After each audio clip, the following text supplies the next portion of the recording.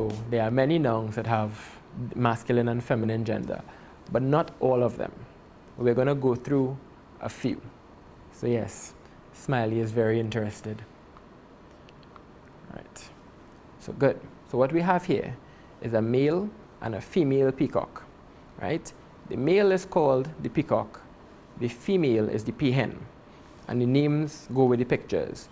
So the ones with the set of feathers, the whole big display, those are the males. And the females are pictured on my right. They are the ones that are more simple and dressed down. So that's how you would know the difference between a male and a female peacock, by those feathers. Similar to the lion and his mane, the male are the ones with the big display. So right, so we have a masculine, which is a stag, and a feminine, which is a doe. And do you know which animal this one would go with? Take a look. Right, so they would both be an example of a deer. So we have a masculine deer, a stag, and a feminine deer, a doe. And again, you see a few differences between what they look like. The male stag has these antlers that go up, and the female doesn't. She's more small and reserved. So that's one of the major differences between them. Right. Now we have an example of one that doesn't really have much differences that you can see, but there are still names that go with both male and female. So we have here an example of a horse. Right? So a male horse is called a stallion, and a female horse is called a mare. So you have these two, both examples of horses that may even look the same, but their gender is actually different. Good? And then we have a king, and we have a queen. Added on to that, you would have something like a prince and a princess, right? Or a duchess and a duke. You have these different things that all have different genders to go with them, even though the roles of the things may be similar, or the species may be the same. They have different classifications for the males and for the females. Now we have the boar and the sow, and the animal that they would both go with would be a pig, right? So good.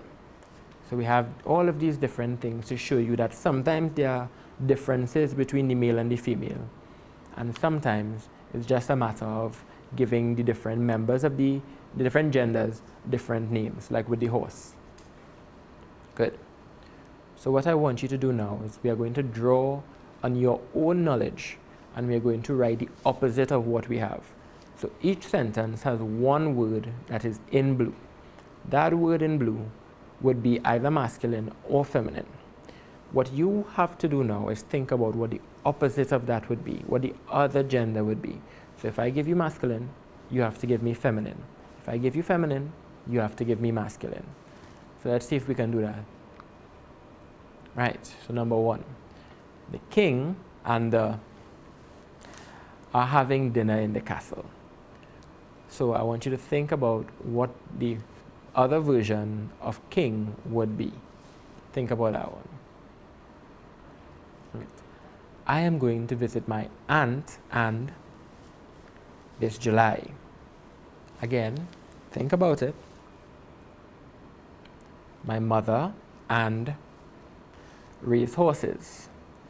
They have one stallion and one. Think. And lastly, I want to be an actress, and my brother wants to be an. Good. So take your time and draw from what you would have known before and what we would have done earlier in this lesson, and see if you can fill in the blanks. Feel free to write it on a piece of paper or keep it in your head, or if you and your sibling might be doing the lesson together, see if you all have gotten the same answers. Right? So let's go through them one by one. Good. So we have the king and the queen are having dinner in the castle. So hopefully all of you would have remembered from a previous slide that you have king, and the feminine version of king would be queen. Good. Number two, I'm going to visit my aunt and uncle this July. So the sentence would have been complete with uncle because the feminine version would be aunt and the masculine version of the word aunt would be uncle. Good. So this one was one where we had two to do. So we had my mother and father raise horses. Good. They have one stallion and one mare. Good. So hopefully you all remembered what those words are. If they are new to you, then you can learn them. If they are not, then hopefully you remembered them. And lastly, I want to be an actress and my brother wants to be an actor. So you have actress being the feminine version, the female version, and actor being the male or masculine version. So you have all of these different things, all of these different ones, and these are just the few that I decided to put here, right? We can't necessarily list all of them, so what I will want you all to do is, after the lesson is done, to go for yourself and try to learn a few of the different masculine and feminine versions. Write a few sentences with it. Give it to your parents or your teachers to correct. Make sure that you know the difference between them because it's important to know. Right? Another good question from the inquisitive smiley face. Do all nouns have a male and female version? And the simple answer for that is nope. So not every noun that you come across has a masculine and a feminine version. There are some nouns that can work for both. Something like parent. A noun like, let's take the word parent. So if you say I'm going to call your parent, then it can be you're going to call your mother, or it can also be they're going to call your father, right? So parent is a noun that can work for either or both, right? Then you have, again, father, mother, works for either masculine or feminine. So it's not every single noun that has a different version. Not every noun falls into either male or female. Some work for both, and as we will learn in a little while, some actually works for things with no gender whatsoever. Right? So, some nouns have no gender whatsoever, and other nouns can refer to female and male. Taking the example of parent, or relative, or friend. You can have a male friend or a female friend, right? So they both work with the same word in that instance. Right? So nouns that can be used for either gender are classified as common nouns or common gender. Right? So again, taking the same example of parent. Parent is an example of a noun with a common gender that can be used for either or both. Good? So we have doctor, teacher, professional, journalist, elephant, and relative. A doctor can be male or female. A teacher can be male or female. If you're a professional, you can be male or female. Journalist, elephant, relative, same thing. Good? So this is part of the common gender, the common noun. Right? And here we are going to start what I was talking about before, where there are some nouns for things that have no gender whatsoever, right? So we have masculine, feminine, both, and we have neither. So in this case, we have things like objects. Objects won't have a gender, so you don't have a male pen or a female pen, right? You don't have a book that is a girl or a dictionary that is definitely a boy. They are objects, they don't have any particular gender, right? And for those kinds of nouns, we have a special name for them as well. So far, we have masculine for male, feminine for female, common for either or both, and for none whatsoever, we have neuter. So that may be a new word for some of you, so if you don't mind, write it down, make sure you have it. So we have neuter nouns, nouns with no gender whatsoever, the name of things. So we have table, we have desk, we have chair, pencil, pen, ruler, things that you would come across with, the desk, the blackboard, the whiteboard, even the marker that your teacher might use. All of these things are neuter nouns because they will have no gender. You may decide to pretend that your blackboard is male or female, but that's not going to mean that it's actually male or female. Good? So we have neuter nouns there. Some nice examples. So eraser, we have a chair, and we have a car. All of these are genderless. They are all objects, they are all things. None of them have one particular gender that you can assign for them. You may name your car a male or female name, but again, it's just a car. Good. So that's Nouns and Nouns there. So what we're going to do is we're going to go over from the start what we spoke about, and we're going to see what it is we learned and in the previous lesson and in this one a little quickly.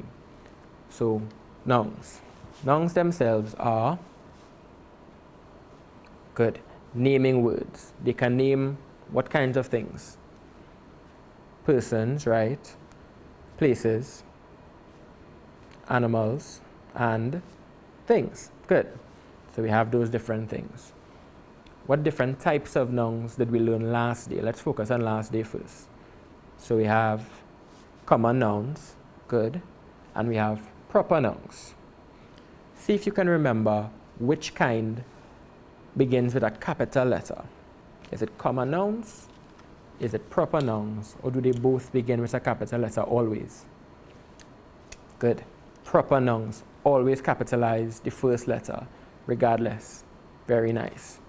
So we have common nouns. Generic names, specific names. Common. Which one?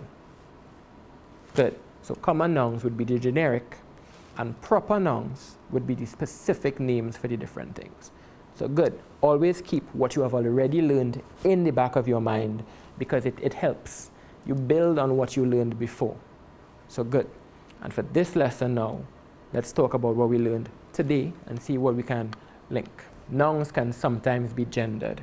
We already learned what gendered means. We know that it means that it has different characteristics for the male and different ones for the female. Good? So in that case, it's called a gendered noun, masculine or feminine. And a good way to remember which is which: masculine, M, male; feminine, F, female.